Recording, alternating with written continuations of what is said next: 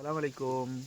আমার ছেলেকে মানে একটা পয়সা দিয়েছি, 10 টাকার কয়েন আর কিছু 5 টাকার কয়েন দিয়েছি, ঠিক আছে? তো ওকে দিয়েছি, ওর বয়স হচ্ছে প্রায় 3 বছর। তো ওকে আমি জিজ্ঞেস করব যে 10 টাকার কয়েনটা কোথায় রেখেছো। ও যদি 10 টাকার কয়েনটা দেখাতে পারে আর 5 টাকার কয়েনটা দেখাতে পারে তাহলে অনেক বিষয়।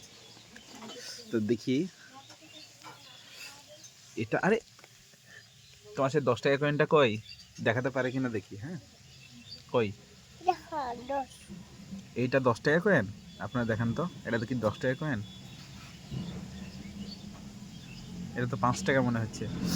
10 টাকার কয়েনটা কই? এই দেখো আমার ছেলে পারে কিনা দেখি। এটা এটা 10 টাকা। এটা এটা কত টাকার কয়েন? এটা 10 টাকা। এটা এটা 7 টাকা। ক টাকা? 7। 5 টাকাকে ও 60 টাকা বলছে। 5 টাকার কয়েন এটা।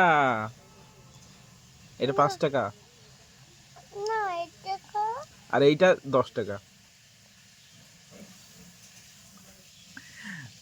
ও 10 টাকার কয়েনটা চিনতে পেরেছে, কিন্তু ও 5 টাকার কয়েনটা চিনতে পারেনি।